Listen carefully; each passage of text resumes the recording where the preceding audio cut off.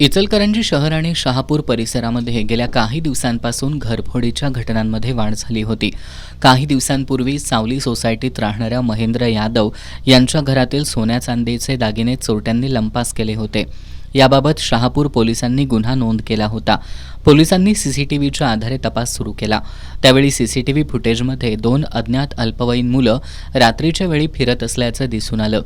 पोलिसांनी त्या संशयित दोघा अल्पवयीन मुलांना ताब्यात घेतलं.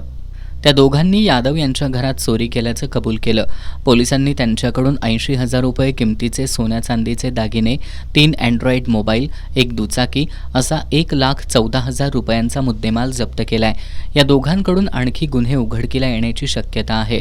पोलीस निरीक्षक सचिन सूर्यवंशी यांच्या मार्गदर्शनाखाली अविनाश मुंगसे, आयोब गडकरी, अर्जुन फातले, सतीश कुंभार, शशी ढोणे, ज्ञानेश्वर बांगर यांनी या कारवाईत सहभाग घेतला.